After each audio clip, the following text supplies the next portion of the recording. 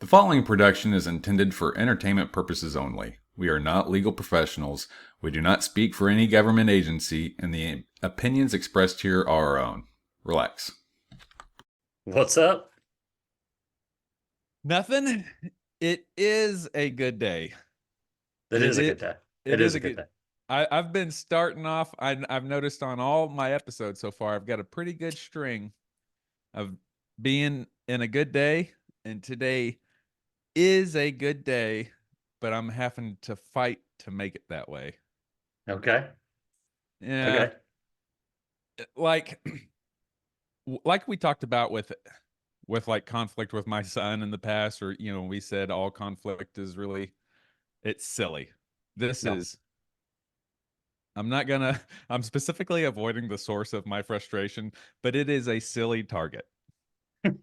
Yeah. What do you mean? Like you're mad because of something silly? Not mad, but I was mad. I was angry, and I certainly wasn't going to take it out on the person that made me angry, but it was affecting my entire day. And I realized that I was reinforcing this anger as my day progressed. Like, and another thing. Okay. I caught myself reinforcing this pissy attitude. And once I caught it, I didn't snap out of it. I'd like to say as soon as I recognized it, I was at peace. But that is not the truth. Yeah. When I caught it, I mean, I don't know, the hole stopped getting deeper, but I was still pissed. And the only difference was that I knew it was something silly. I knew it was ruining my day. And I had done this before in the past. I recognize this after the fact, that I have done this before in the past, and it has ruined my day. Like, I've been in this state of mind over something as silly as this, and it has ruined my day to the point where my kids came off the bus. I was pissy with them. When I came home from work, I was pissy with my wife, which made her defensive and made the kids feel like they had to walk on eggshells around me. And at the end of the night, I felt like scum because I had ruined, not only my day was already ruined, but that was mine to ruin. I'd ruined everyone else's day. Yeah. Do you ever get or have the realization that like you're wasting an entire day or multiple days, like just being mad or foul, whatever? Homie, I think I've wasted a decade or more sometimes. I have. Yeah. Yeah. Man, that struck me the other day. I was in a foul mood, and I was just like, I'm completely wasting this day. Just because nobody cares. Like in your situation, for example, the person who caused that conflict or that frustration, they probably don't know, but they certainly don't care. Yeah. Like, okay, that's probably may even be the goal. I don't know. I feel comfortable saying this, that I have told you that before we started recording, I told you exactly what made me so upset, and we agreed that it was silly. I'm just too embarrassed. And well, let me ask you this: what do you think, without saying the situation, like, what is it that is offended or upset? Oh, perfect.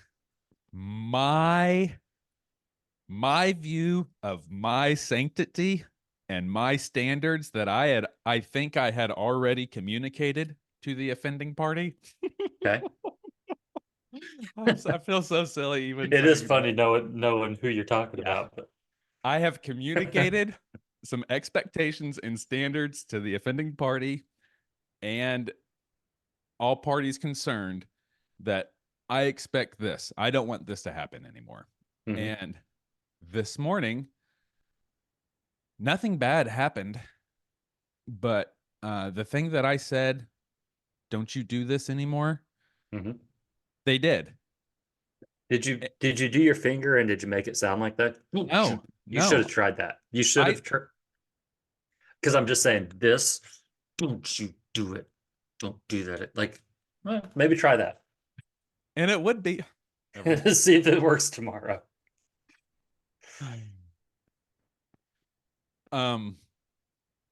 Yeah, I had said, don't you do this? And so it offended this idea of self. I felt like, and this is a theme, this is also a characteristic of PTSD, one of many characteristics of PTSD. And, there's a wide spectrum of that, I would say. But I think you and I agree that a lot of law enforcement officers suffer on a scale of PTSD, especially some that have been doing it for a while. Yeah. I would say a lot of the GWAT veterans, the GWAT era, like the Global War on Terrorism era, which has ended. A lot of the veterans of that, especially the ones that were in combat, in some type of combat role, they are on some degree of PTSD, whether they like to admit it or not. I think a lot of them are. Obviously, gross generalizations. But so I've recognized this in me in the past. I've recognized that I have a tendency to feel attacked whenever I'm not actually being attacked. Yeah. And I have ruined some professional relationships because of that. And I can justify the actions that I took to ruin that relationship. But at the end of the day, it wasn't necessary what I did, and it didn't help. We've talked about this with Buddhism before, but Socrates has the same like 3 filtering system of gossip. Basically, is it true? Do you know absolutely that what you're about to say is true? Like if I come up to you and say, Justin, I got some juicy gossip. The Socratic and Buddhist teachers have referenced this also, but is it true what you're about to tell me? And if I don't know it's absolutely true, I shouldn't say it. Is it true? Is it good? Like, are you about to make me feel better? Are you about to make this person sound better? Are you about to improve a situation? Because I got enough stuff that's degrading me without you giving me any more. Right. So is it true? Is it good? And is it useful? Which is different than good. Is it useful? Like, is this going to actually progress me in some way? Is this going to progress a certain business venture or a certain project of ours? Is this going to progress it?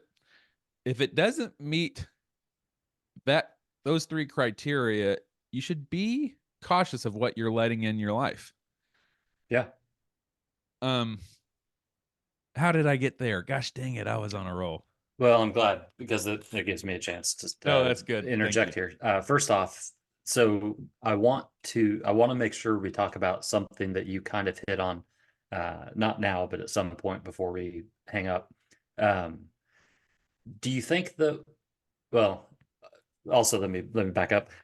We talked about this the other day that I would like to create some kind of whether it be wall art or picture or something that just has like a flow chart that says, is it true? Yes or no. If it's not, then don't say it. Okay, so it's yes. Is it helpful? Because some things are true that just don't help anybody. And then what is your motive? Because I can say something that's true, I can say something that's helpful, but if I've got ulterior motives or selfish motives or whatever, there still could be a chance, and there could be a circumstance where it shouldn't be said. But okay, that would be dependent, definitely dependent on situational. Wouldn't you agree? The last one. Yeah. Is it helpful? I mean, that's. Or no, not as. What are your motives? What are your motives for telling me this? Because, like, and I definitely see how the speaker or the one who's given this, whatever it is, we're talking about gossip. The one who's given this gossip their motives could be not pure. Like, hey, I want to tell you this about, like, hey, I saw your daughter smoking a cigarette. Or, it doesn't have to be gossip though. Like it can be just factual information. Yeah. If I don't know that I want to take the time to come up with an example, but I think we could come up with an example of like not gossip, maybe something specifically about you or even this podcast. I could say something that's true. I can say something that's helpful, but if I'm saying it to puff myself up or to bring you down, or I guess another you brought me back to where I was. I can't lose it. Okay. But keep going. Got mosquitoes out here already.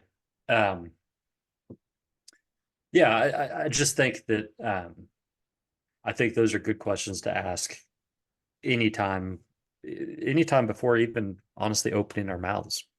Yeah. So I should have asked myself those questions in the past whenever I ruined those professional relationships. Like, you know examples because you were witness to a few of them, but this has been a theme in my life where I will feel wronged, or I will feel like something's not right, and by golly, I got to say it. And it will detonate usually it's a professional relationship, but it's detonated. And I mean, like, start the series of events that ruins personal relationships in the past. Yeah. If I would have asked myself before saying this thing that I thought I had to say, feeling the self-righteous indignation, if I would have asked myself, is this true? I would have felt like it's true. Is it good? No. Is it useful? In retrospect, absolutely not. Mm-hmm. So I was just standing on truth. And sometimes, even though I have said the opposite of this, but as I've progressed, I feel like to a degree, truth is subjective to the point of view, because we've seen that, and we've talked about that in big esoteric ways, but even in political and social science ways, like social situations, someone's truth may be true to them, and it's not my same truth, but that's different than the truth. Yeah. Well, I think it gets kind of goofy when you talk about my truth, your truth. Yeah. But the reality is slippery. Yeah, but the reality is that we have different circumstances in which that truth may or may not apply. And if you look at like social situations, I think we've talked about this. If you look at like social situations, it's the truth that there are jobs to be found in Wichita, right? It's not the truth that everyone has access to those same jobs. Yeah. And so it's one thing for me to say, well, just go get a job. What are you doing? Apply, do whatever, make yourself better. But it's different circumstances for different people. Yeah. That for them, they may say, well, there are no jobs out here. Right. There may not be in your perspective, and that's true. Right. So I want to say what we're talking about, but just real quick, I was at a business meeting yesterday, and we talked about a market report that has come out recently by the feds, and they were talking about how employment has gone up, like the percentage of employment has gone up. But if you look at the math, and the presenter was saying, hey, I dissected this 3 different ways, and this is actually what it is. The employment opportunities for 16 to 19-year-olds and 55 and up, those 2 age sectors, the employment has gone up. From 20 to 54, it has been a dramatic increase in unemployment. The jobs have gone down. But because the number of jobs in 55 and up and 16 to 18 or 16 to 19, because those jobs have gone up, it's because the way math works, it's done enough to bring up the percentage, saying, hey, employment is on the rise. Yeah. So, do you have anything else? Oh, no, just that I think that kind of stuff I think happens all the time, where it's if you want something, if you want the statistics or whatever, the report to say a certain thing, then you can make it say whatever. Absolutely. And that can color your truth. Yeah. So one thing I wanted to get back to is it's just interesting to me. It's kind of funny that in the scenario you were talking about where you ruined professional relationships, you felt attacked. Trying to navigate my wires here. You felt attacked because of something, right? Your ego was hurt, which I think that's kind of what I'm boiling it down to. Your ego was hurt. Absolutely. But the whole reason that professional relationship was ruined is because their ego was hurt. Yeah. And so we've all got these big, massive egos. It's like we're wearing like these, those inflatable balls that you get in and like bounce into people. We need our ego to survive. The only reason we're still here is because of our ego. Well, I don't know about that. You'll have to explain that to me. But imagine like we're all wearing those big balls, air-filled balls that you run into each other. And like we're bumping into everybody and everybody's getting all bent out of shape because you bumped into my ego. Well, maybe my ego bumped into yours. Like maybe my ego is taking up too much real estate in this area. My ego can get big, homie.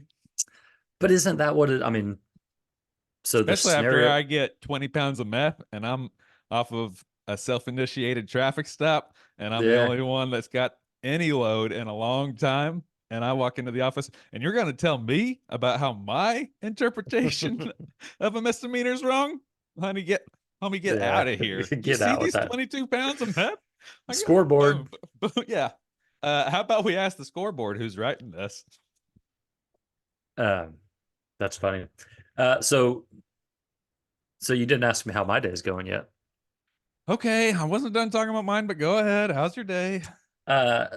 So I just got back from the dentist, and my whole face is numb, but really this region right here. So I'm a little surprised that when I'm drinking this tea, it's not dribbling out of my mouth. But I think I'm finally done with fillings for a little while. I told the hygienist about I'd chewed tobacco for 20 plus years, and I previously had a hygienist tell me that the reason I was getting so many cavities now is because when you chew tobacco, you're spitting all the time, and so it's kind of constantly cleaning your mouth or whatever, rinsing your totally mouth. Bro science. That sounds like bro no. Science. This was a hygienist. So sure, like but that sounds like bro science. Almost a dentist, which a dentist is almost a doctor as far as I'm concerned. But anyway, I was like, maybe I need to start chewing tobacco again. And she was like, no, that's a terrible idea. I was like, well, I mean, one of you guys told me that, so you kept me cavity free for this long. I don't know who it was, but you take it up with her. These glasses are about 15 years old, and the prescription is so far out of date, but they work just enough to where they feel comfortable on my face. But there is a new right here. Yeah. And right in the line of my pupil. And I think I'm going to have to retire these bad boys. These are BCGs, birth control glasses, homie. Well, I noticed that you've been cleaning them for like the past 30 minutes, and they don't seem to be getting any cleaner. They're not getting any cleaner. My real spectacles. I might just have to go back to the Lokes. So so I just got back from the dentist. Otherwise, not a whole lot going on today. I'm trying to get ready for Ragnar tomorrow. I'm going out to Fayetteville, Arkansas, which I'm excited about. That should be good. I think that's the birthplace of Walmart. No, I think that is Bentonville, also in Arkansas. Yeah. Oh, I knew Walmart's from Arkansas. I may be wrong, but I'm pretty sure it's Bentonville. Well, one of those, because the birthplace of Walmart is also in the same town where they have the World Finals Chili Cook-Off, Squirrel Chili Cook-Off every year. But it's like the World Final Squirrel Cook-Off. Have you ever eaten squirrel? I have, actually. Okay, I have, good. But I can't imagine a world cook-off. Yeah, the World Championship. The World Championship Cook-Off it's in the same town as the headquarters of Arkansas. I thought it was Fayetteville, but it might be Bentonville. I'm not gonna die on that hill. Yeah. Tell me more about the World Championship of squirrel cooking, though. Well, I mean, it's pretty This that's self-explanatory. such a Blackwood thing to know.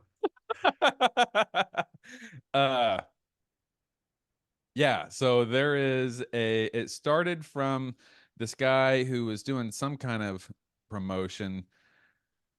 He was like a local celebrity, and I don't want to degrade him. Made famous for his squirrel cooking abilities. Made big famous for this squirrel championship, this world championship squirrel cook-off. That's how I mean, you keep saying world, but I'm pretty sure that like it is the world championship. I'm pretty sure we don't have anybody from Scandinavia coming over. That's where you'd be wrong. That's allegedly. Where you okay. So look it up. Yeah, anyway. So this guy was a local celebrity, became big because there was actually a separate news organization that came down to basically interview hunters, because there was some legislation trying to get passed about outlawing hunting to begin, flat out. And that was in another area, but these people came down, this news organization came down, I would say with an agenda, but I don't think they would say that, to make this guy look like a hillbilly for hunting and eating squirrels. Because there's a lot of other noble animals that you could profile hunters for. But if you're going to make a hunter look bad, get the hunter who's killing the small, cute, furry animals. Yeah. Like he's an easy villain. Yeah. Or tree rats. But they come down and ask him, and they're like, is squirrel eating actually a popular thing? And off the hip, he says, popular thing? There's a world championship that happens right here in town. And they're like, really? There's a world championship for squirrel? He's like, hell yeah, there is. It's going to be this May. And so, was he making it up on the spot? He was just creating a world championship, shooting from the hip.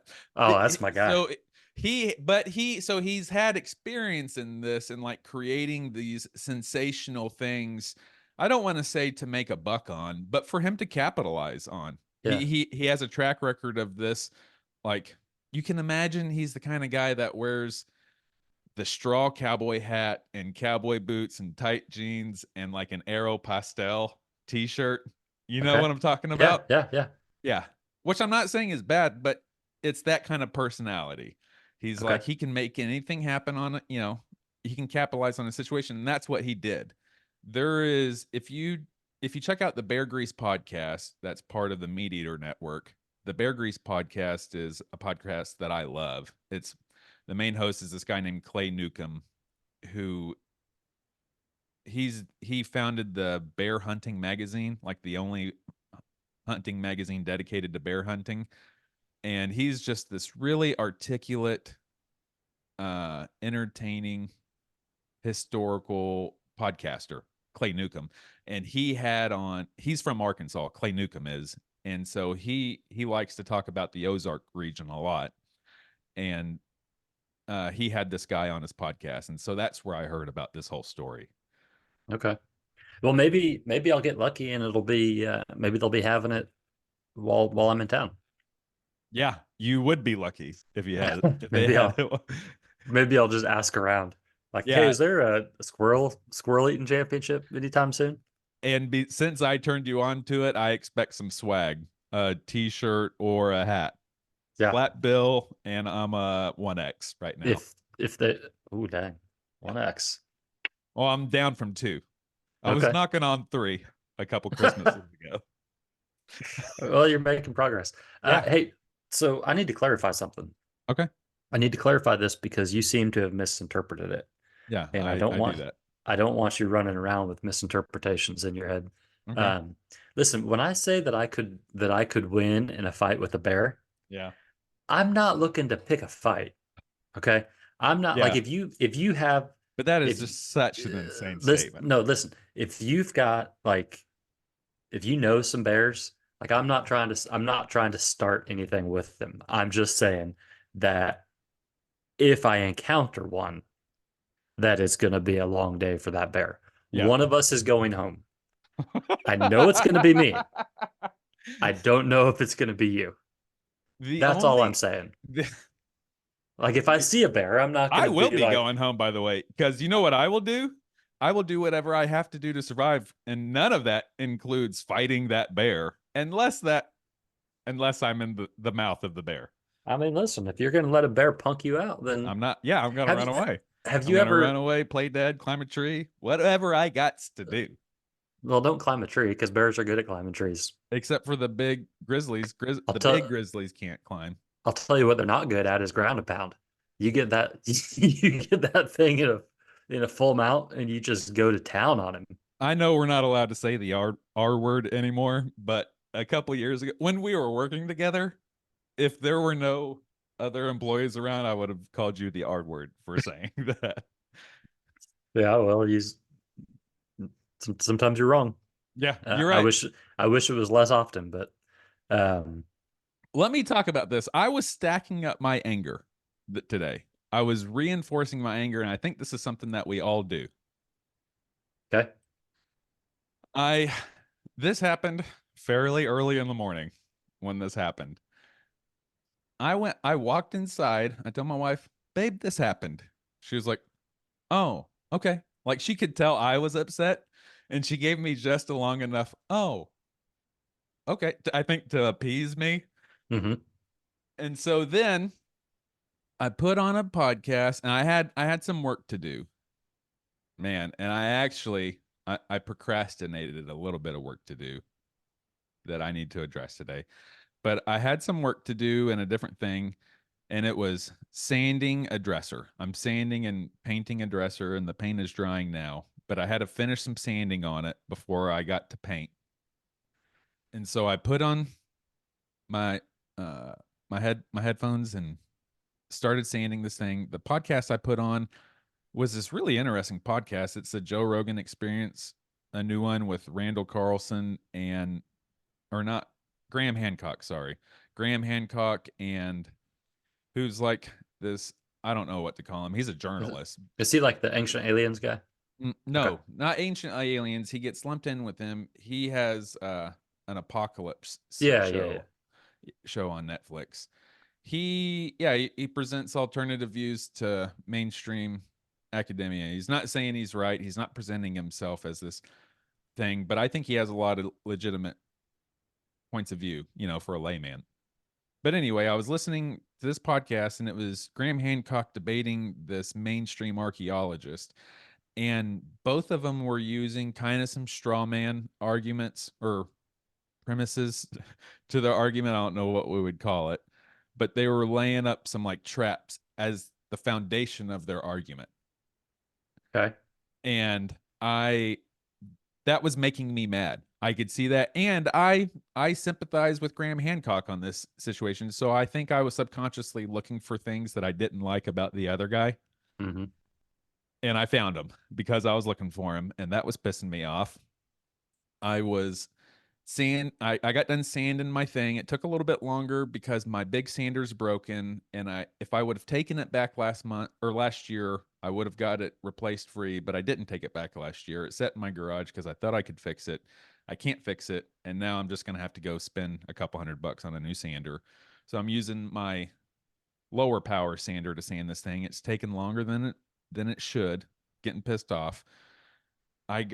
Because I'm pissed off, I think I should have put a blanket over. This dresser is sitting next to my freezer, my garage freezer, and my garage refrigerator. So this dresser's in the middle, and on the side, next to a wall, is my freezer and my refrigerator. It used to be a beer fridge. It's not a beer fridge anymore. It's just a garage fridge. But I got a spray gun, and I paint my dresser, and I splatter blue paint all over this freezer and refrigerator, and just enough to where it's like it's covered. Like if you're standing off, you can't see it, but once you get up, you realize like there's these little blue dots everywhere on it. Yeah. And dang it, Clayton, you idiot, you and I start bad mouthing myself a little bit, try to rub some of it off, but it's still wet, so I just smear it around. I'm like, oh shit. Yeah. I gotta wait for this to dry, and then I'm gonna have to get a plastic scraper and just pop them off. It's latex paint, so luckily I'll be able to pop them off whenever they dry. And then Ashley took one of our neighbors to the airport this morning. Our neighbor's going to spend a month in India with her family, and we were just talking, and Ashley volunteered to drive her to the airport. And the airport at this time of day is like a 2-hour drive from my house. Oh, so that's where she's at. But before she left, Ashley came out into the garage, and all the paint is drying. It's not quite dry to the touch right now, but it's close. She came out and said, "Wow, babe, this looks really good." And then she turned and saw the refrigerator, and she's like, "What?" And as she was turning, I was trying to get in her way. I was like, "Hey, let me explain. I can get it off. I can get it off." But she didn't say anything. I could just tell she was upset, and she didn't say anything. Yeah, just disappointed in your lack of judgment.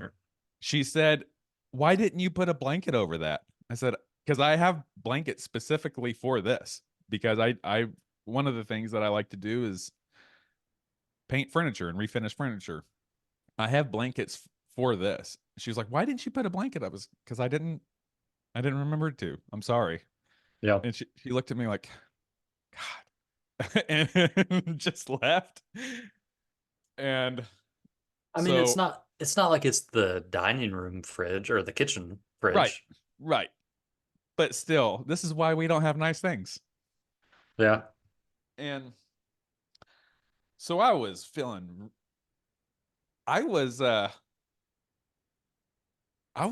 dang tootin' upset. I was pissed. I was pissed off, like wanting to shut myself. I was wanting to go confront. There was a target of my anger that I wanted to go confront. Actually, the parties involved. I wanted to go confront the parties involved. But something popped in my mind, because I've been doing work. And even though it's starting to show. I was able to grab something and stop myself from spiraling, which I wasn't able to do in the past. One of the things that I've been doing is just reading more philosophy, and reading more specifically Platonic and Stoic philosophy, which I think the Apostle Paul used. They were contemporaries. The Apostle Paul was contemporaries with specifically this guy Epictetus, and I dig Epictetus. Epictetus, I had to go write it down because that's part of my thing. So everybody's thing is different, but I have tools because I've been doing work. I have tools that I can now go to stop myself from spiraling, because I have 40 years experience of spiraling out of control and anger. Mm-hmm. I've picked up tools along the way to get me out of it. And so this quote popped into my mind from Epictetus, and he said, "Remember, if someone succeeds in provoking you, realize that your mind is complicit in the provocation, which is why it is essential that we not respond impulsively to impressions. Take a moment before reacting, and you will find it is easier to maintain control." So I realized something that I already knew, but it reinforced the idea that I am complicit in me getting angry. Not only did I stop, I failed to stop from letting myself get angry at a silly situation. Like it was not an attack to me. You know, like I said, that's something that I carry over from my own baggage, is feeling attacked. It was not an attack on me. I finished my work. I did these things. I wrote them down to make sure, like I wrote them down as I was doing it, almost as a checklist, because like I put myself in recovery mode. I said, "Hey, dummy, you're about to fall down and ruin everyone's day." Because I knew I've done this before. I knew I was going to ruin my kids' days and my wife's day. Kate, or my oldest, is homesick, and he would have heard me. I get loud when I get angry. I'm not proud of who I am when I'm angry. So anyway, I changed the music. I turned off the podcast and I went out back and I listened to some music that I knew would get me happy, or knew that would change my mind. Was it Mongolian Screaming? No, not this time.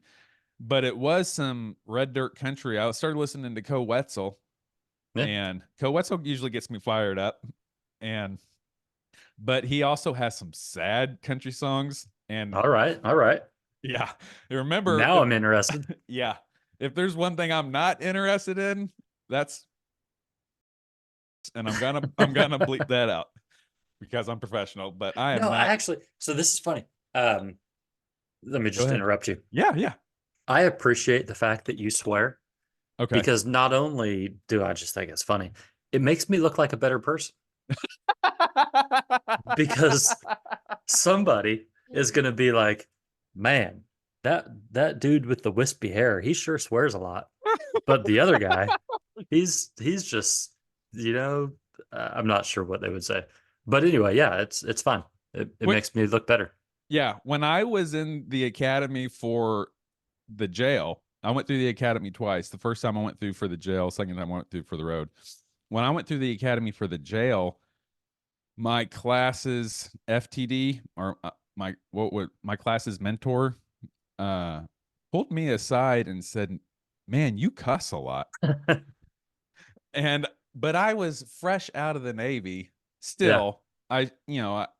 You got to change. You got to grow and adapt. That's not a good excuse, especially if you. Yeah, I hear what you're saying. I mean, the reality is though that I really like. I enjoy swearing. Like talking offline. That I probably swear as much as anybody. Sure you do. But I'm just real careful about like who I swear around, because to me it's like farting, right? Yes. Like, yes. Like there's a time and a place for it. There's a time it's appropriate. There's a time it's not. Don't do it at work. Don't do it at church, or at least don't let anyone hear you do it. Strangers or around grandma.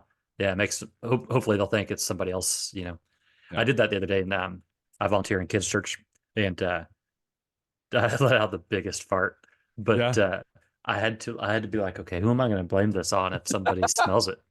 Like, oh, that's my guy. That looks like a kid that would have pooped his pants. I'm going to go stand next to him for a second. I do that, but what I do is I usually try to do it walking, and my church is packed. Like I am every day or every Sunday, I'm going to be walking sideways past some people on the way out. But you can find like a 5-foot stretch, or maybe, like a little passing lane. And I think when I get there, I'm going to do it, because it's just enough commotion and side-by-side traffic to where someone might hear it, but probably not. It's loud. We're all talking. I mean, and by the time they realize what happened, you're long gone. I'm long gone. He's fled the scene. I'm at nursery picking up cash in an alley. I am long gone. I'm a ghost. Yeah. So, go ahead. So I changed my music. I had to change it again because Co Wetzel was playing some FBs, and I am not about FBs. So, bummers. So I changed the music again to some hip hop that I liked. I finished my work. I realized it was silly. I looked up Epictetus, and I had to write that Epictetus quote down. Yeah, this isn't going to be as long. I thought this was going to be real profound, but I'm getting through this real quick. I wrote down that Epictetus quote, and I drew myself because I'm artistic, and I drew myself as like a visualization and manifestation, and I'm going to share that drawing with you. Actually. I didn't know that you were artistic. I'm not. Oh, I'm not. Did you not just say that because I'm artistic? Oh, because it was an artistic expression. Okay. Just because I'm not artistic doesn't mean I don't want to. Also, are you drawing it now? No, I'm scribbling out some information that I don't want seen. Oh, gotcha. I thought this was going to be like that scenario where the dude's like, "Oh yeah, we got a world championship that happens next week." Like, "Oh, I drew a picture. Let me just draw it real quick." Oh yeah, see that? Oh yeah, no, dude, you got some artistic skills. Yeah. He's got a little muffin top. Yeah. Well, I drew that, to recognize myself. Thank you for pointing that out. Yeah, 1x. Yeah, feel bad. I'm gonna start instead of calling you 2 keys. I'm gonna start calling you 1x. No, you won't. Say I won't. But I'm gonna start calling you 2x. No. 2 or 3x is how I'm gonna block you from my contacts if you start calling me 2x. I'm gonna communicate through mutual friends to pass along messages to you. Would you tell Justin that hurt my feelings? Yeah, exactly. Would you tell Justin he bumped into my ego? Tell Justin don't come in my effing driveway anymore, or I'm gonna get pissed at him. Yeah, I drew myself in a silly way with my arms out, and I drew a big heart because I'm all about loving and being loved.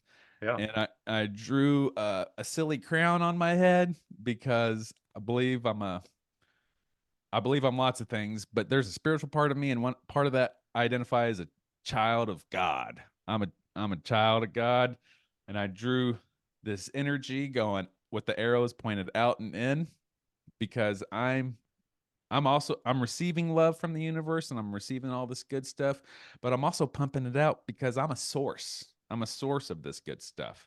And people like to be around me. People like to talk to me. I like to be around people. I like to talk to people.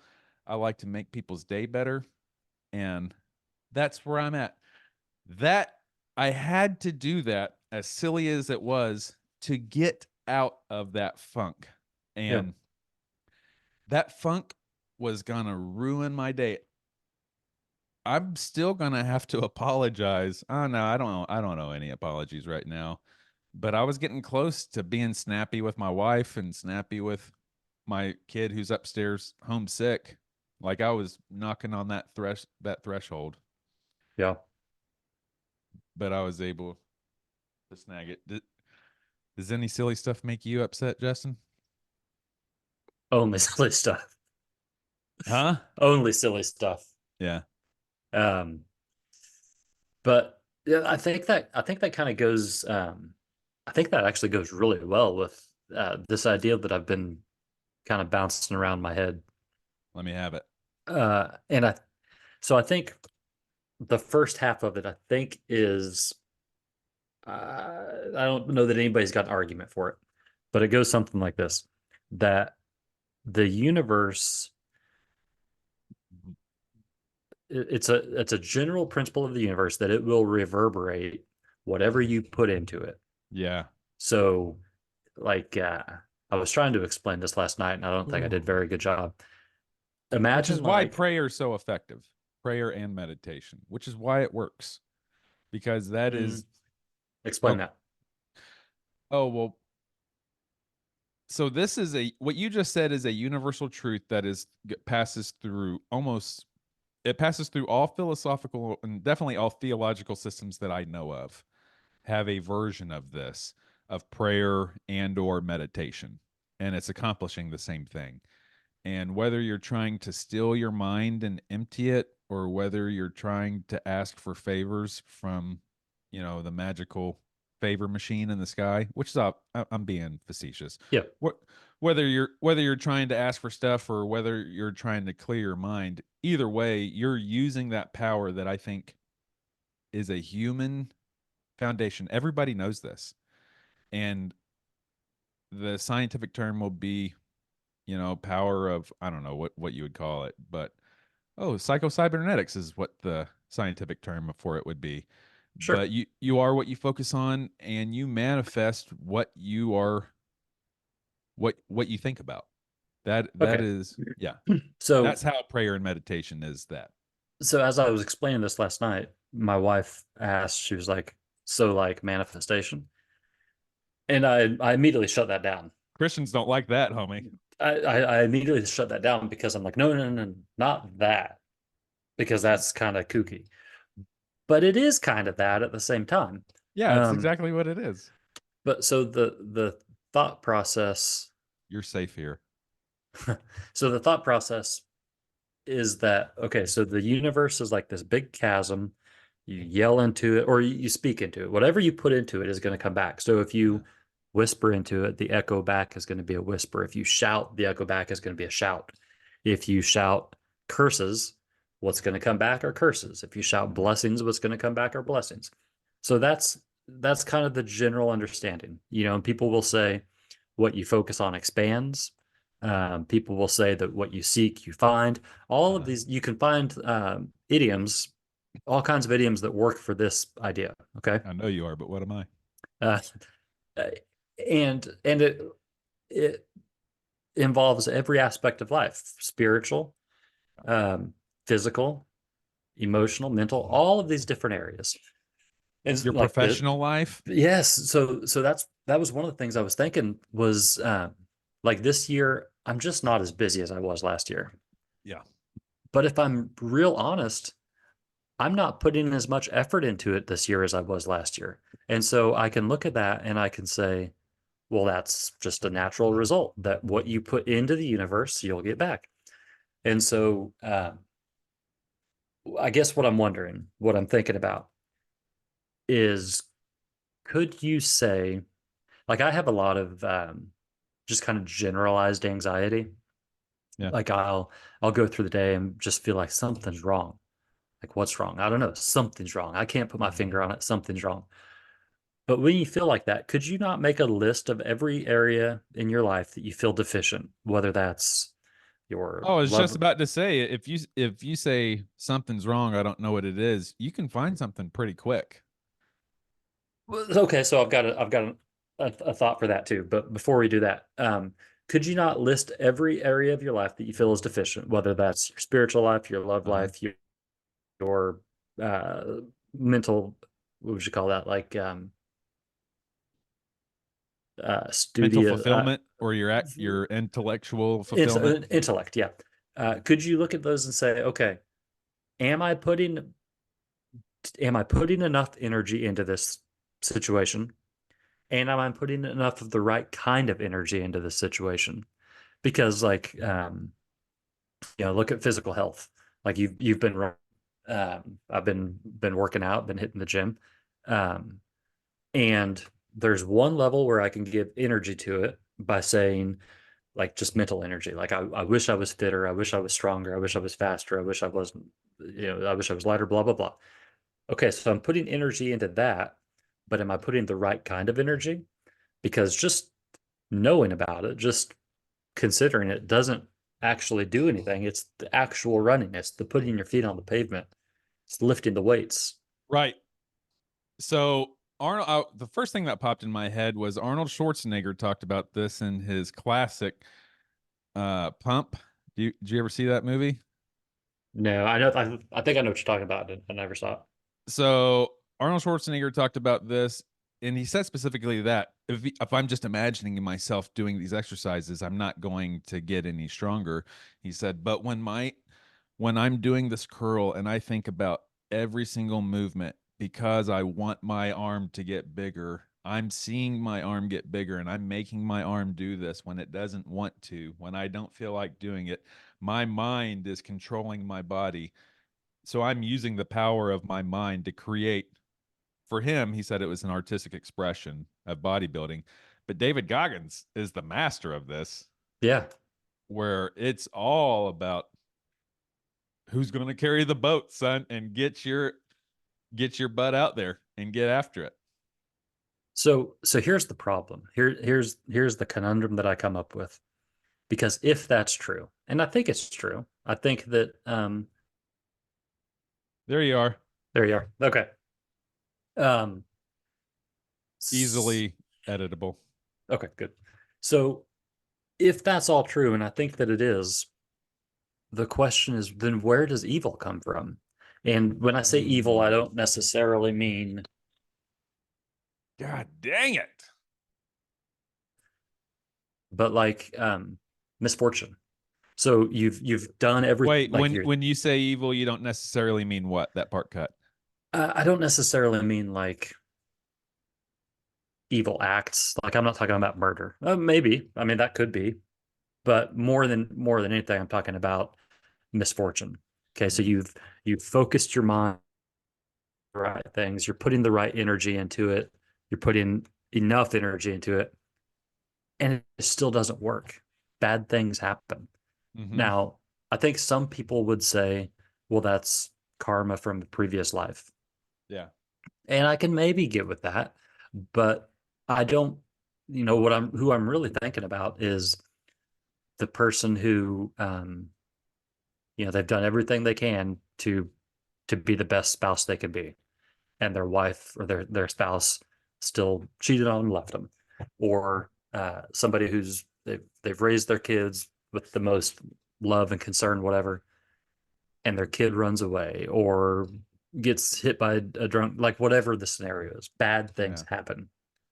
So where does that fit in with you manifesting and you get what you put in? You get what you put in. Because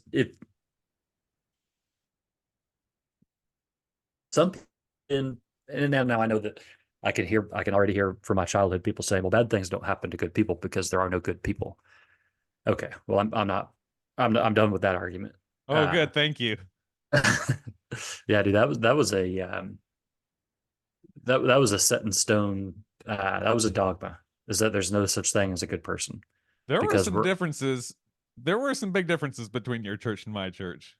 Yeah. I used to think that our denominations were way more closer than they are, or than people made them think. I was like, oh, people just make this, big deals out of nothing. Our denominations are pretty close, but I think there were some big differences. Honestly, man, I think that's kind of a staple of Christianity, is the whole total depravity. Yeah. Nature, but we would have never said there's no good people. Yeah, I think that most people probably. We actually called ourselves saints. Dang it. Oh, I said we actually called ourselves saints. Oh, really? Yeah, because there is a split. Part of my family was Assemblies of God, and I'm only talking about this from the 90s. I don't know what it is now, but in the 90s, the doctrine was in the Assemblies of God that you don't need daily sanctification. They didn't say once saved, always saved. That's a Baptist thing. But what they said was you didn't have to sanctify yourself daily. And Church of God, the club that I was in, we believed you had to sanctify yourself daily. And so, what did that look like? What was daily sanctification? That means every day when you wake up, you're at threat of going to hell until you ask. Oh, wow. Yeah, until you. So maybe we are pretty close, but you're at threat of going to hell, unless you ask God to sanctify you. Unless you put on that full armor of God, pretty quick before your feet hit the floor, you're in danger of going to hell. Huh. Okay. And yeah, so I cut you off of. Well, I was probably just asking the same question, like, how does misfortune fit into this concept? So besides there's no good people, when you were, what is the answer that you would have given from your evangelical days? Or from being immersed in the dogma. Like, I'm not saying you're not evangelical anymore, but when you were immersed in that dogma, what was the answer you would have given? Oh, I would have said that, well, that's what we all deserve. We deserve. Yeah, we all deserve to die a horrible, painful death because of our sin. And the reason your aunt died is because, I'm sorry, brother, she was a sinner and she's probably in hell because she didn't accept Christ. There's no hope, blah, blah, blah. That's why it's so important to witness to your family today, so you don't have to feel guilty next time. That would have been the whole. So what if they don't accept it? Like, what if you witness to them and they don't accept it? Are you one and done? Like the blood's off your hands? Shake the dust off your feet, brother. Oh, that's man. Right. Go to someone the that's next going to town. appreciate you. Just like a but loving father would. I mean, yeah, it's makes the most sense to me. Yeah. You didn't want me, so now you're gonna burn forever. Imagine saying that to your kid. I can't. It doesn't even it doesn't even No. compute. No. Or saying your father-in-law has you holding over a barrel and says, you either choose my daughter or else I'm gonna throw you into this bottomless abyss. Okay, I choose your daughter. Well, I choose your daughter. That's not love. Like, how could that even lead to a loving relationship? Right. That's not 1 Corinthians 13 love. That's not the fruits of the spirit. But anyway, I digress. Sure. So yeah, I don't quite know, and I think the reason that it's so hard for me is because a year ago it would have been pretty easy to say, well, it's just a result of sin. It's sin, it's sin nature, it's a fallen world, all this kind of stuff. And now I just don't have that convenience. So the soulless, I don't have an answer of why that happens, but I know specifically this is talked about by the Stoics, and I've just been I'm sorry I'm going to be annoying to people, but that's just where I am lately, is in the Stoics. So I keep falling back on the Stoics. When I got to the end of my thing, I wrote this quote down. So I read that quote by Epictetus before that said, if someone provoked you, just know that you're complicit in the provocation. Marcus Aurelius, who was a student of the philosophy of Epictetus, wasn't one of his students, but he referenced him. He said, "Today I escaped anxiety," or no, he corrects himself. He says, or no, I discarded it because it was within me in my own perceptions, not outside. What he was saying, and so I wrote that down because I was thinking about the silly situation that provoked me. But like you said, it also, I think that correlates pretty well with you get what you get, and you don't throw a fit. You get what you get out of the universe. And if you want to be angry, just be angry, and it'll grow. It'll compound. Yeah. But what Marcus was saying, me and him are pretty tight. What Marcus was saying was that you don't have any control. Bad things happen. He was the emperor during war. He was the emperor during a famine. He was the emperor during a plague. And at the end of the day, these were notes from his private journal. He said, you can't control what happens on the outside. You can only control how you react. And he said, if there's an obstacle, instead of going away from it, make the obstacle the way. It is like the path is through, not around. If there's something bad that's happening, don't pretend like that bad thing isn't happening, which I don't know. I feel like I flirted with that, not intentionally, but definitely by leaning on faith. And there's something that poor Christians, and I mean financially poor Christians, have this thing in their mind. I'm not saying it's bad, but it is a characteristic of like, this is just where I'm meant to be in life. When God wants me to get rich, I'll get rich. But right now I'm poor. And there is this almost, it feels like naive, but I don't know if that's fair to say, but it feels like this naive surrender, or like giving up responsibilities to fate or to God, Yeah. Of saying, if God wants me to be rich, he'll give me the lottery. Or if he wanted me to be a rocket scientist, he would have sent me to college. I ain't supposed to be a rocket scientist. There's a little bit of that. Stoicism is the opposite of that. And I think that is I wouldn't characterize Christianity as that either. I think it's unfair to say Christianity is that. That's just like a naive perception of of some of the parts of the I'd say that's probably a pretty big, it's probably a pretty big vein of Christianity that approaches it like that. Yeah. So Stoicism, okay, then maybe it's a lot. We'll talk about this later, but I had to break down what deconstruction meant, and it was to someone pretty important to me. It was to my former youth pastor, because I still tell him that I have a post deconstruction theology now. And he made me dive into what that means. Anyway, but Stoicism would say that you can't control what happens. The only thing you can control is your actions and how you respond to the world.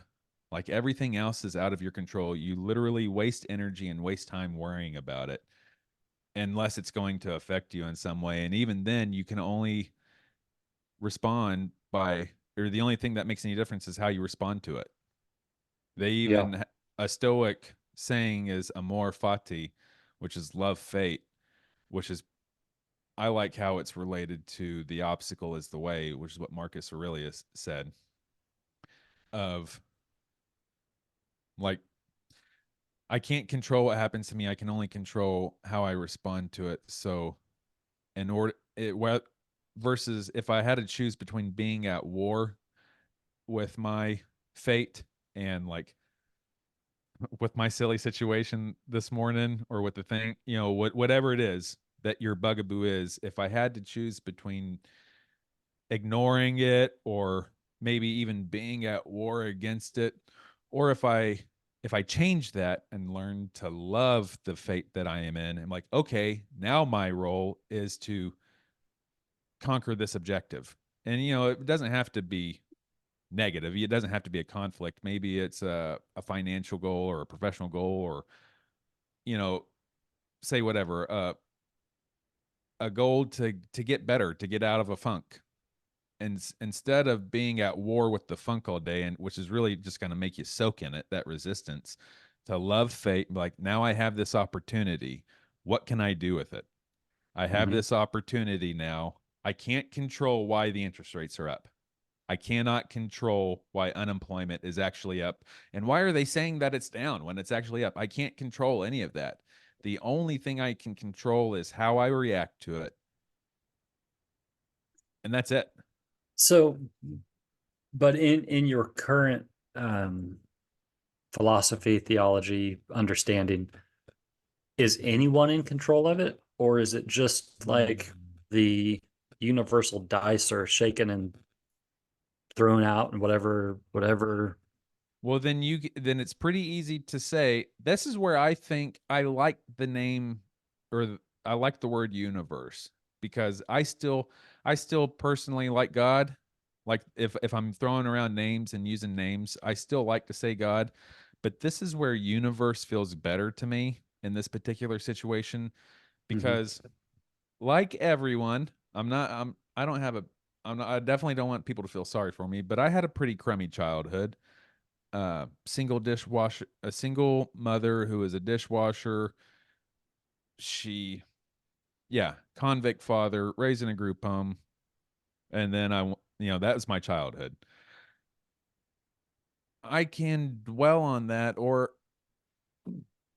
I don't know. Yeah. Why dwell on that? That does not serve me. Yeah. I don't know.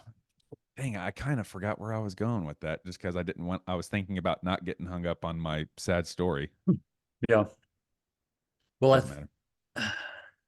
and I don't know why it matters to me to figure out where it comes from, except that I'm very sensitive to the fact that some people get things that they didn't pay for. Sure. You know what I'm saying? Like, some people get things that they didn't put that in the universe. Socrates talked about this. And that's there's a guy, he's really difficult to listen to. You would have heard him on the DoD podcast, Bart Ehrman. Okay. Have you heard of him? Does that name sound familiar? Yeah, and name's familiar. If he was on DoD, he wrote a book. Yeah. So he's written several books. He's got a podcast called Misquoting Jesus. Okay. And so I was listening to it the other day, and he's hard to listen to because he laughs awkwardly at awkward times. But he's talking I've been about accused of that. Yeah, he laughs a bit more awkwardly than you. Okay. But a listener had asked the question, is it because you're like, he considers himself agnostic, and the question was, did your agnosticism come from your critical study of the Bible, or like where did it come from? And he said, if anything, he thinks it comes from his empathetic thought process and seeing the things that I'm describing, seeing those kind of things happen, hearing people call out for help, call out to God, and get no response. And that has caused him to say, well, I'm not sure that there's even a God out there. Yeah. Now I'm not going that route. I still believe that that's very legitimate to a lot of people. That stance is very legitimate. For sure. I get it. I sympathize with that. But I think that's kind of what's driving the question is why are those things why do those things happen? And to simply say, well, it's because Adam sinned, that's not enough for me. That doesn't cut it. I mean, although this is not all encompassing and there's still going to be some questions left over on this, there is a logical train, and I'm thinking of like Guns, Germs, and Steel. Have you ever heard of that book? Mm-hmm. Guns, Germs, and Steel? Well, that is one, and since it's been published, I think there's been some holes found in the history that this book is based on. But this book was written by, I believe he was an anthropologist, but he was some type of academic in the social sciences, and he tackled why did Western civilization end up, and no offense to anyone else, just historically, why did Western civilization end up ruling the world? Like, why is it that Europe specifically, it seems like, is kind of king right now, or it has been for the last couple thousand years, maybe 3,000 years, if you talk about the Greeks. And he comes down to it's largely, it just happened to be chance. It happened to be chance that they avoided, that because of the climate, they avoided these diseases that wiped out a lot of the cultures that were closer to the equator. It just happens to be by chance that they were around lots of ungulates. There's this rule. An ungulate is a hooved, horned animal or antlered animal.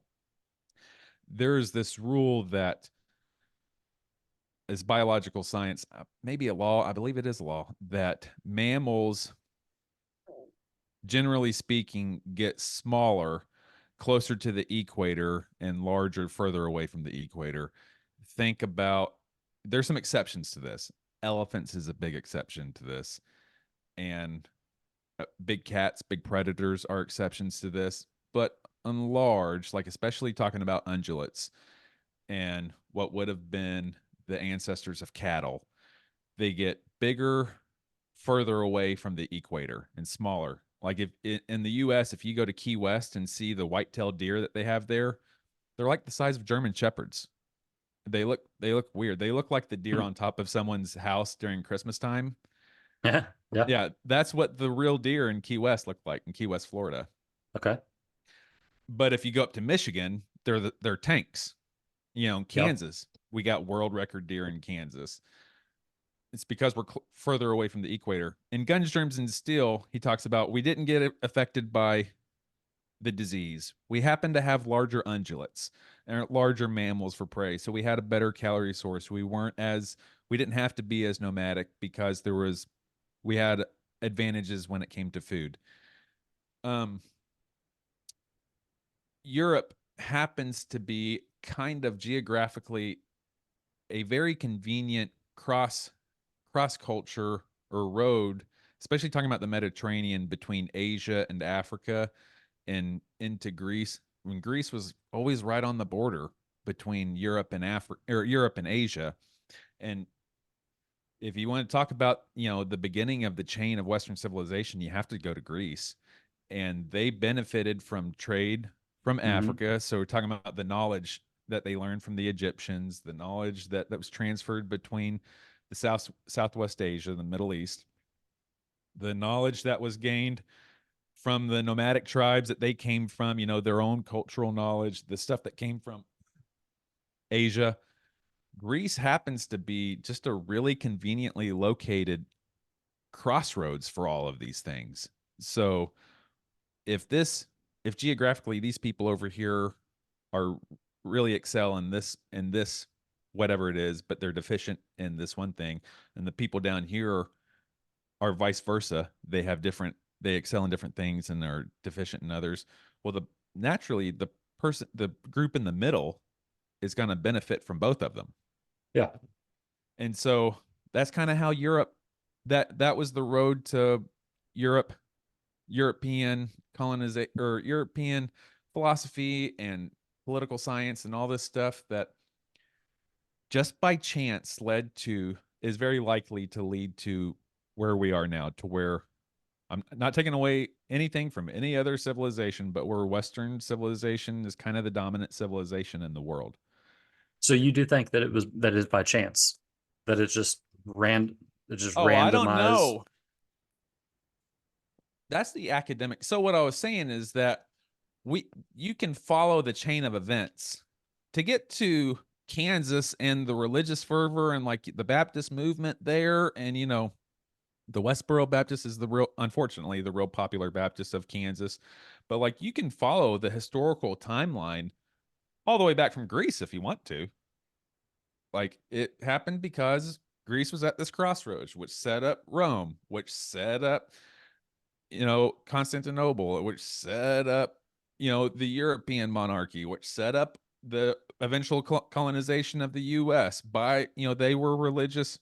They said they were escaping for religious, reasons, which set up this drive out west, which led to this Revolutionary War, which led to the purchase of the Louisiana Purchase, which set up missionaries going out there to, save all the engines, which set up this thing that led to me and you. Like, my particular denomination is mostly post-slavery. The Church of God was a post-slave Christian movement that started in the hills of North Carolina and the Appalachian Mountains. And it was a lot of newly freed slaves that got together, and they got moved in the spirit, and people started speaking in tongues and dancing in the spirit. And they actually broke off from Methodists. They were a splinter cell from Methodists. And because they were black, they got chased out of the hills of North Carolina. It's obviously much more complicated than this, but the Ku Klux Klan was involved allegedly in persecuting and running out the African Americans. And so that's why they moved from North Carolina to Tennessee. I think that's pretty established. Yeah. Yeah. That the Ku Klux Klan was running out after. I'm not sure about the denomination stuff. That's still debatable. Okay. Well, no, that's actually black and white history. If you want to. Yeah, for real. Well, what part isn't? What part is silly that wouldn't be?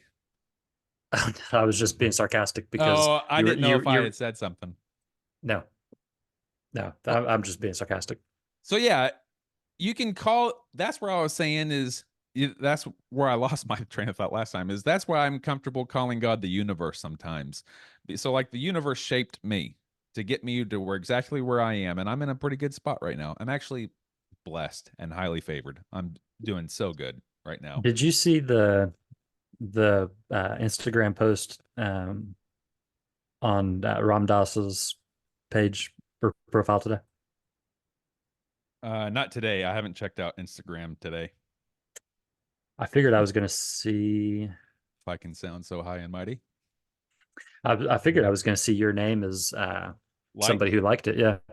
But it says, you took birth here because you had certain work to do. This is your curriculum. It is not an error. Where you are now, with all your neurosis and all your problems, you're sitting in just the right place. Yeah. Amen. Which I think is something that you said recently. Yeah. Something real simple. He probably stole it from you. Oh, I absolutely stole it from Duncan Trussell has said the same thing, but he's quoting Ram Dass, and Ram Dass gets that from many other ancient sources. But that is absolutely part of my theology and philosophy right now. Yeah. Well, here's something here's a quote that I saw the other day that got me worked up. And got me worked up for a couple of reasons. One, because it's just so, like, it just reeks of smugness and arrogance. And it annoys me. But two, because it's a it's a quote, and maybe it's not a direct quote, but the argument is something that C.S. Lewis wrote, who I love. C.S. Lewis. I mean, he's one of my favorite authors. Sure. But this person used their idea, and I feel like they kind of passed it off as their own, and I may be reading into it, but still, it just irritated me. But the quote or the post was something along the lines of, dang it, I'm gonna have to look it up, and I'm not gonna quote it exactly because I don't want to. I'm not trying to talk trash on this dude. Oh, you don't want to start some beef on here? I ain't trying to start no beef. I'll take the dozen of our viewers and go fight him any day. Okay. So the quote says, many people who think that there are multiple ways to God also believe that Jesus was a great teacher. Oh, But yeah. that great teacher said, I am the way, the truth, and the life. No one comes to the Father except through me. So such folks face a dilemma. Either they are wrong because the great teacher says they are, or they're claiming to be even wiser than Jesus, as they know which of his teachings to hold to, and which of his teachings to pick and choose from perfectly. Yeah. Okay. And yeah, dude, that really rubbed me wrong. Because again, to me, it just reeks of arrogance and smugness. I've given that argument before. And it's from, you got a machete there? Oh shit, I already pulled it out while you're reading that shit. Oh man. Oh, because you're getting ready to go to war. Is that what it was? Yeah. Okay. I've actually, never mind. But yeah, so I've used that argument before, and it's from C.S. Lewis's book Mere Christianity, and I actually used to have like a good argument whenever you're using I used to have a T-shirt. It feels like a dunk. You're dunking liar, on someone. lunatic, or Lord, because those are your only options. He's either a liar, he's a lunatic, or he's who he said he was. No. And I worked with that for quite some time and thought, yeah, man, that's a slam dunk. You can't escape that one. Mm-hmm. And in fact, I think there was a comment on it. Yeah. Talking about slam dunks. I want you to finish it, but Ram Dass tells this story all the time about this monk, and it's a total fictional story, but the samurai comes up to this Buddhist monk, and the monk just sits there unafraid, and the samurai is supposed to be this warlord, and the samurai says, don't you know who I am? I'm the man that can cut you into 1,000 pieces without blinking an eye. And the Buddhist monk looks at him and says, don't you know who I am? I'm the man that can be cut in 1,000 pieces without blinking an eye. Nice. Yeah. I like that. That's what I think of on dunks. That's what popped in my head when you were talking about that dunk. Because the obvious refutal that I would have to that is I think both can be true. And like, just because you say both can't be true, what if I say, yeah, I can?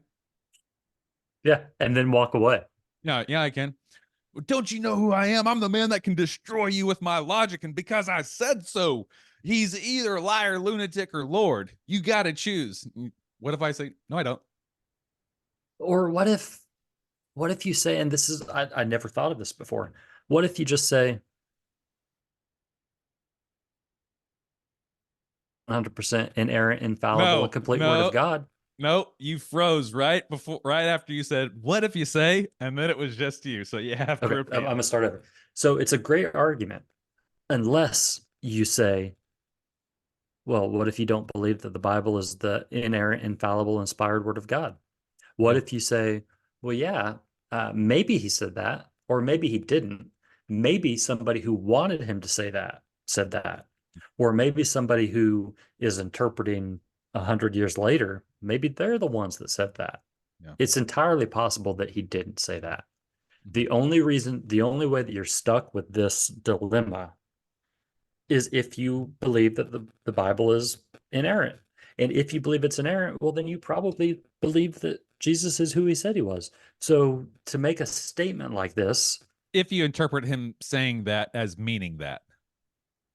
Yes. Yeah. So one, you have to believe that he actually said it. And two, you have to believe that he actually meant it. Yeah, he meant it the way that you're understanding it. The way you're understanding it today. Which, I mean, I think you could probably make a pretty easy argument that there would have been different meanings and different understandings and different prepackaged ideas that came along with it. You know, like everything we think today that we think is our own thought. Well, there's a whole lot of support under that. Like there's a whole lot of structure under that we've brought to it, right? We've brought to our understanding based on everything we've been taught up to this point, based on just the theology of the past hundreds of years, thousands of years. I'm gonna say about, in my estimation, the last 2,500 years have been the most significant into getting me to where I am. But that's just the scope that I'm thinking of. Yeah. So anyway, it got me worked up, and I'm so sick of people, and now this is 100% my interpretation. I don't know that this is anybody's goal, but it seems to me that there are a lot of people, especially on social media, that say things that sound controversial, but they're saying them to predominantly a supportive audience. Yes. You know, like they're saying an echo. They're trying to get dunks. I think you started to say it, an echo chamber. Yep. Like they're just saying it into this echo chamber, and it comes back, and it feels like, oh man, I'm really something. You know, it's the same philosophy as I see this in real estate a lot, but in a bunch of different areas where somebody says, listen, you may not like me for it. People are going to hate me for it, but I'm going to tell the truth. Because it creates this like imaginary person that doesn't want you to tell the truth. Because it makes me think, oh man, you've got enemies that are going to hate you for this. Well, I love you for it. Like I've got your back. He's a good guy. And it's just phony. I can already tell this guy's going to tell the truth. I already know it is. You better tell the truth. Yeah. Like, there's nobody out there that let's say real estate. There's no client out there that's going to say, man, I really wish my realtor would not tell me the ugly truth. I wish my realtor would sugarcoat things. So on one hand, it makes this false opposition. Nobody wants you to lie. Nobody wants you to be dishonest. So it creates this false opposition, but it also gives you license to be a douchebag. Yes. Because, hey, I told you, I'm not going to sugarcoat it. I'm just going to tell you as it is. Yeah. There's lots of, I don't know, there's lots of ways to go from that. But I think something that me and you would both agree is setting that whole argument, that whole premise of starting off a statement like that, of saying, I'm going to tell you what your realtor that cares about you, I'm going to tell you what he's too afraid to tell you. The interest rates are higher than they've been. Like, he didn't tell me that, actually. This guy is right. Son of a gun. So I don't know what the right word for this, but I know it's a fallacy in arguments. It's not quite a straw man, but it's a false preposition, or a false foundation is what it is, a false premise. Whenever you set it up just like that, whenever you say people aren't going to like me for this, you're grabbing people's attention. Like, what's he about to say? This is going to be exciting. People aren't going to like me for this. And you know what? I might even lose some followers. He's willing to lose some followers over this? Oh, this has got to be big. Yeah. But I'm just going to tell you the truth. Oh, he's telling the truth. This is the power. You know this is going to be strong. Jesus is the way, the life, or whatever comes after that. Yeah, 100%. Told to a group of people that 99% of them are going to be like, amen. Amen. Right. Like, share, subscribe. If you agree that Jesus is Lord, press like. If you agree that he's the Son of God, press subscribe. So one of the comments on that post was like, I don't know how you do it, but I sure appreciate you arguing with the Thank you for your service. I don't know how you do it, but I appreciate you standing in the gap or arguing with the Onward, dang it, Christian soldiers. I don't remember I used to love that song. Anyway, you get the idea. You get the idea. And it's frustrating me. I'm so sick of it. But it is very easy for me, and I would like to go on a tirade of beating him up or beating up that whole false premise. But that is the same exact trap that I was in this morning when I let something very silly that's connected to I set up this false narrative in my mind, this false preposition to this what became an argument that the standards that I think that I've communicated are law, and the standards that I expect from other people are, you're not going to like me for saying this, but I'm going to tell you the truth. The standards that I have, I enforce. And by golly, if somebody crosses that threshold, I'm going to let them know about it. Other Joe over here, he wouldn't let it do it, but I can't take enough. I'm going to tell this detective that I think his interpretation of criminal damage is wrong.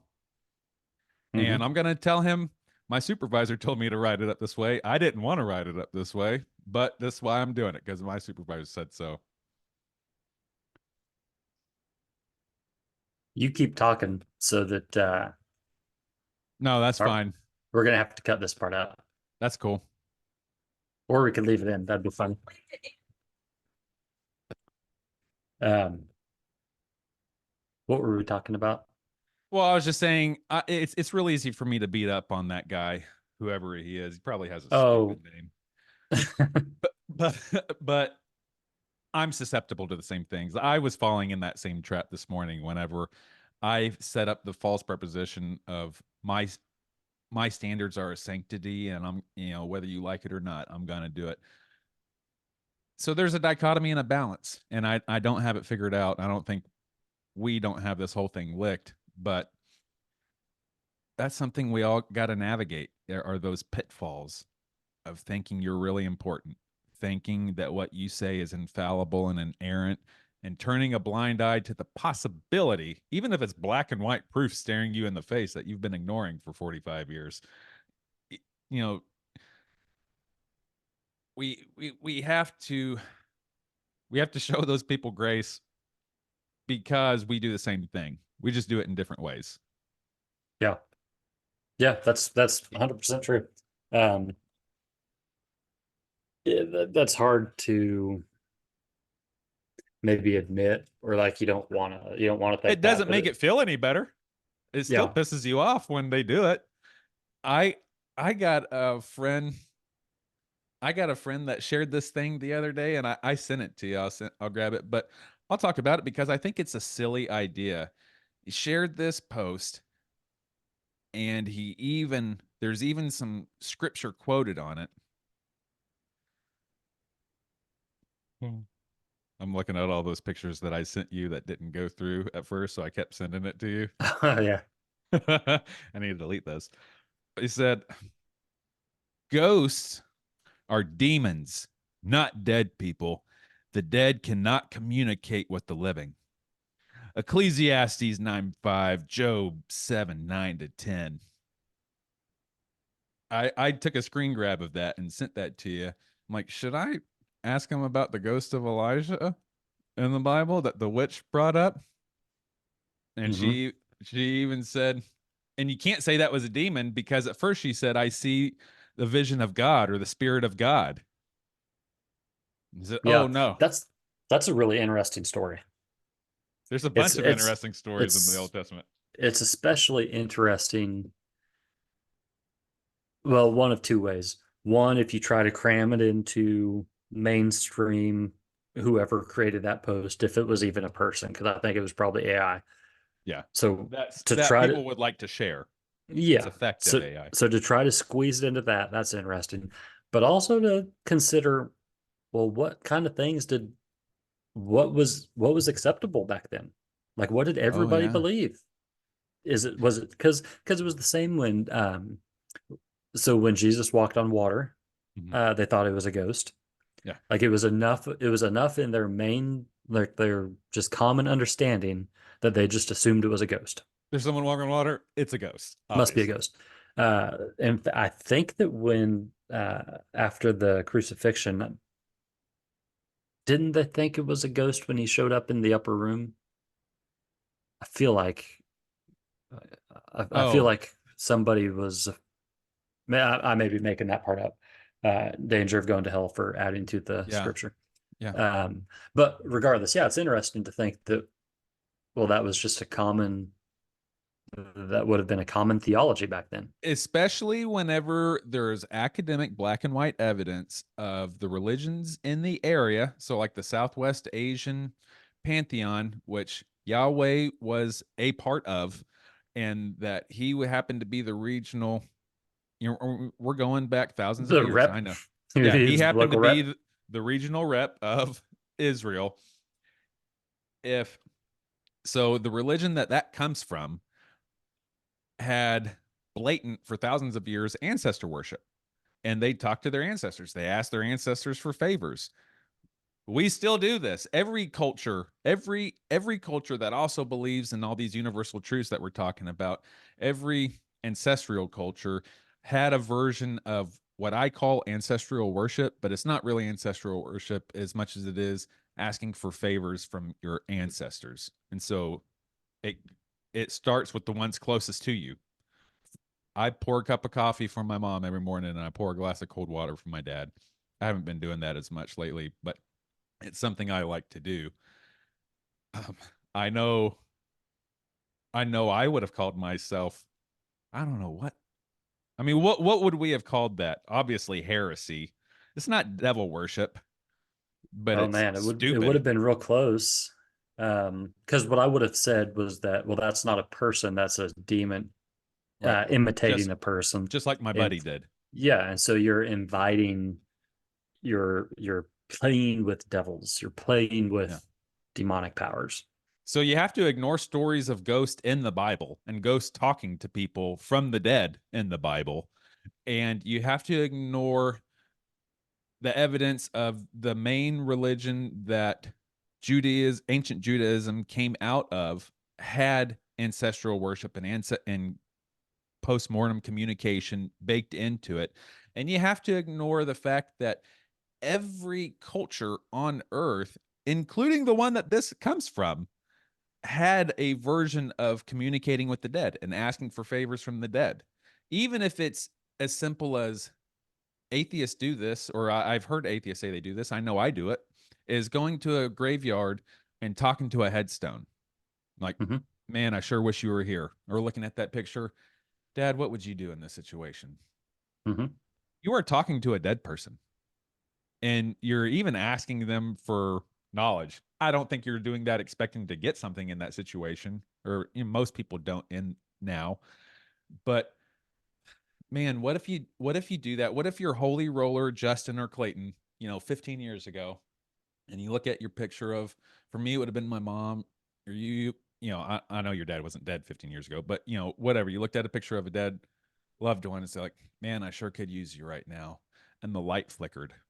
Or maybe you felt a hug, like you just felt warm, and you get goosebumps and you feel loved. Is that the devil? How are you gonna work that out? Is that a demon? I'm gonna torment him with love. I'm gonna torment him by making love him so hard. I'm gonna love him. It's gonna squeeze him. Go hug. I'm gonna whisper in his ear, it's all gonna be okay. So a 15-year-old Justin would have said, either one, that's the Holy Spirit, or two, that's the devil deceiving you. But it would not have been, it wouldn't have been your relative, because, one of the verses that gets, I think, misquoted so often is Hebrews 9:27. Says it's appointed unto man once to die and then the judgment. And that gets used so often to say, well, the Bible says that you only have one life, and that after death you're in judgment one way or the other, either heaven or hell. And so there's no coming and going, there's no being reborn, there's blah blah blah. It's appointed unto man once to die, and then the judgment. Which I don't think has anything to do with what we're talking about, but that's a verse that would get used. I've got probably 5 minutes before I have to jump off. Is there anything you wanted to hit on? No, I covered everything I wanted to talk about. We have so much to talk about going on, but we talked about getting out what you put into the universe, and maybe something we can talk about later. I said we need our ego to survive. Our ego does actually serve us. I mean, we can talk about that later, or we can talk about it now. No, that's going to be a long conversation. I think it would also be, I think it would be entertaining to tell some narc stories. Yeah. I think people would like that. Or you could do car chases. Or would it be opening ourselves up to possible litigation, even if I like to tell stories about asking for consent? But is that playing a little bit too much with fire? Oh, I don't think so.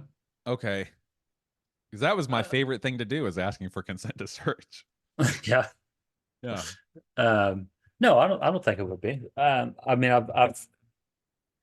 I worry a little bit that talking about narc stories might be too much, but I mean, everything has changed since then anyway. Like the leadership has changed. The leadership, technologies, tactics, all that kind of stuff.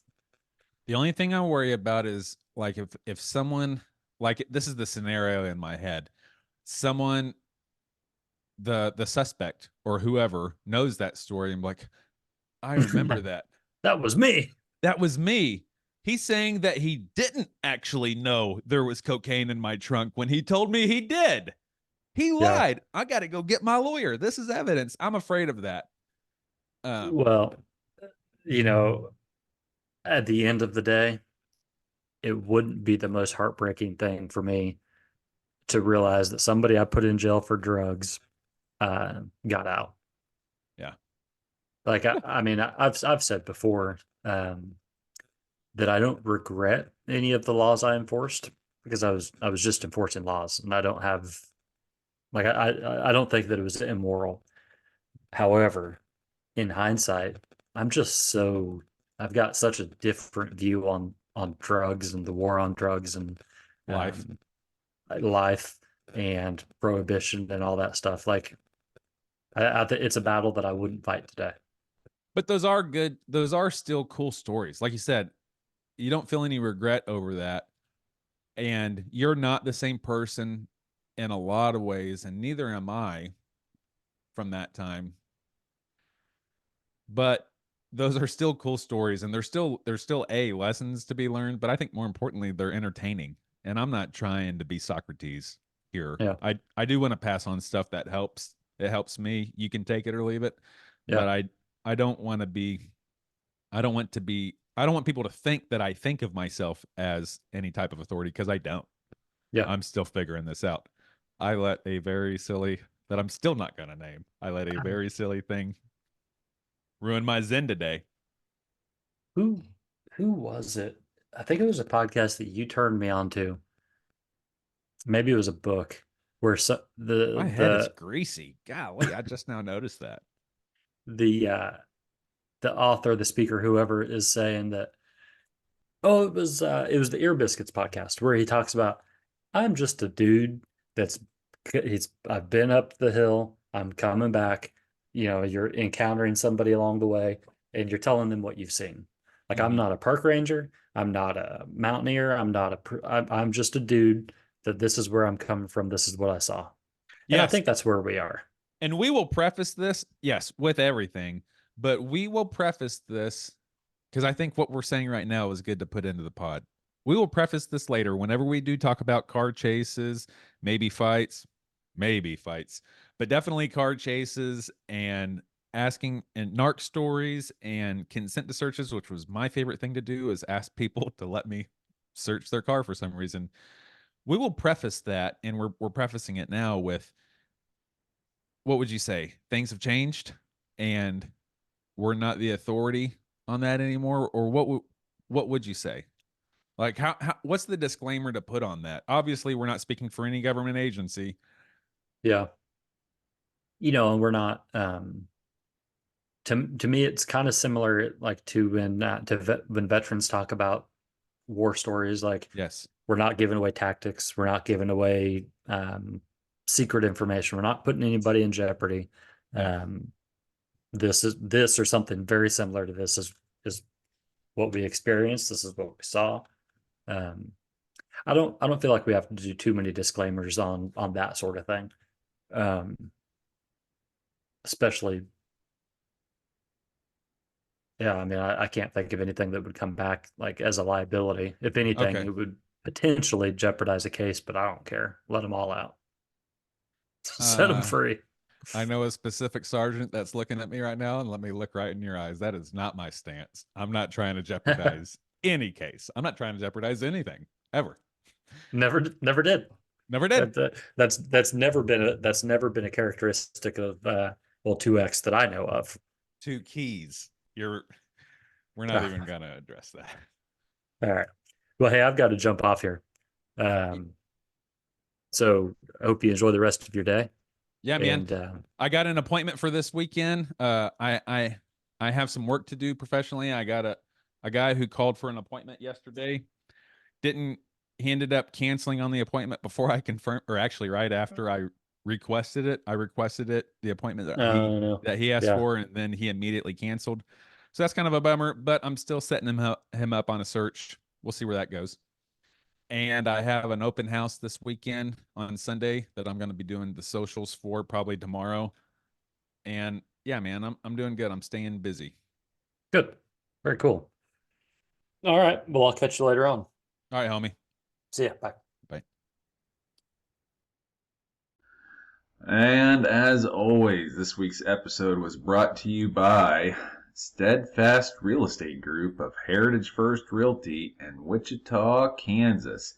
Visit them online at Steadfast, that's SteadfastICT.com, steadfastict.com, or call them at area code 316-461-2806 for all your home buying needs in Wichita, the Wichita area of Kansas. For all your home buying needs in Northeast Georgia, or really all in North Georgia, give me a call. I'm Clayton Blackwood. I'm part of the Hester Group, and we're under Harry Norman Realty. Give me a call at area code 316-409-7907, or visit my website at claytonblackwood.harrynorman.com. Clayton Blackwood is one word and Harry Norman is one word. You know how the internet works. If you are in the Wichita area and you need a tub painted, call my buddy Jed and his life partner Alex at H&L Resurfacing. Their phone number is area code 316-209-4674. They're both Marine Corps veterans, and that is a locally owned business. They have a track record of success. Okay, next week, or probably in a couple of days, we're going to pick up in a new episode. See you guys then. Love you. Bye.